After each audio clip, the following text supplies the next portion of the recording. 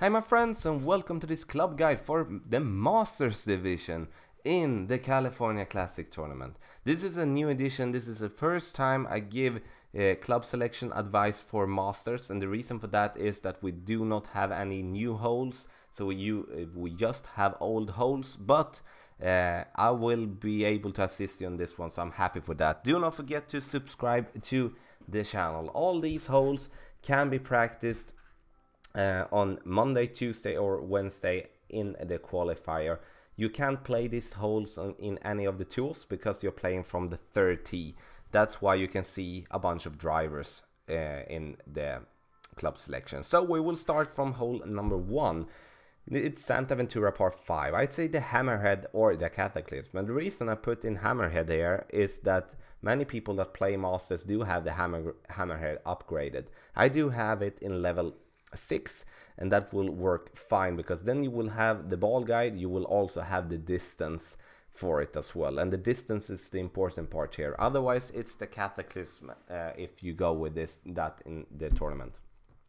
Hole number 2, the Thorn and the Hornet. It doesn't change anything from pro and expert or rookie basically on this one.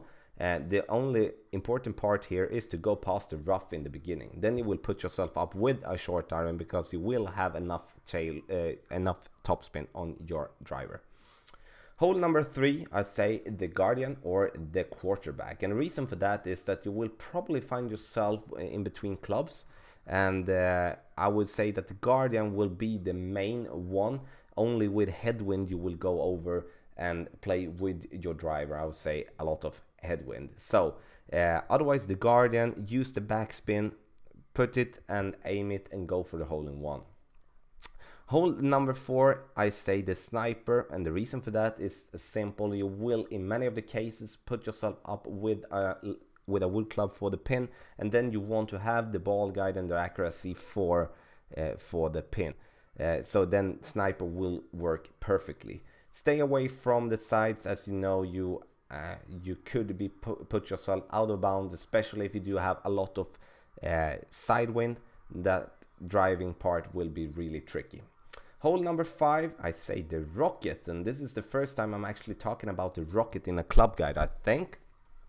And this is because the last time we played Vineyard Acres par 3 in a tournament, we came down to that the Rocket would be the best suggestion for it. And the reason for that is that many of you people that are playing in Masters do have a Rocket with level 10 maxed out, and then you have a lot of good backspin, and then you can put yourself up with a lot of backspin because you need the backspin, promise me, and be short and sometimes go for the hole in one as well.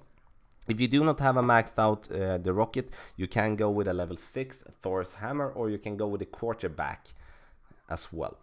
Hole number 6, Juniper Point par 3.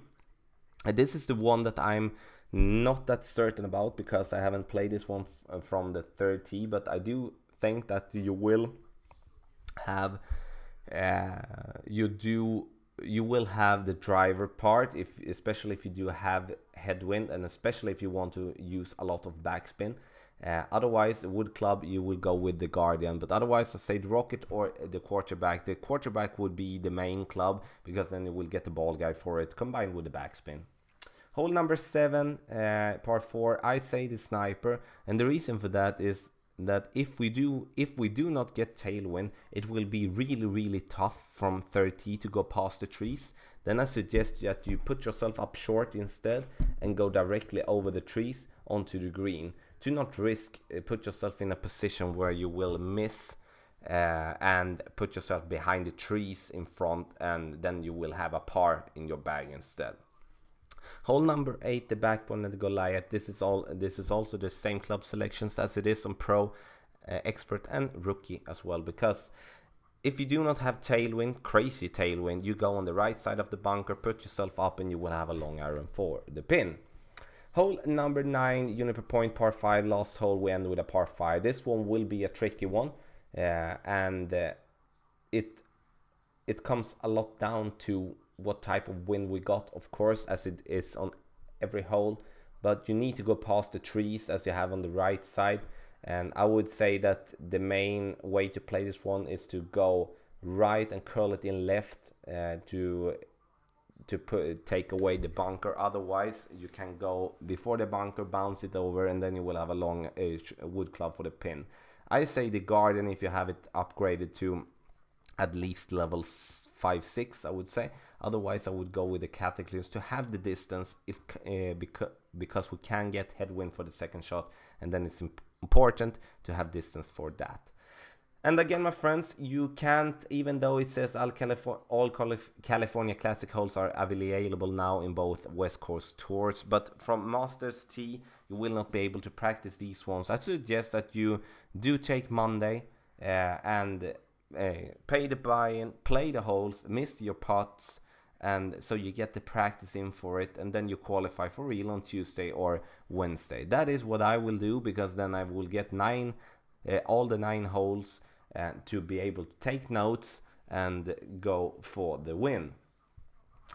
So if you do have any suggestions or questions about this club guide for Masters, and please do speak up in the comment section below, and I will be happy to assist you.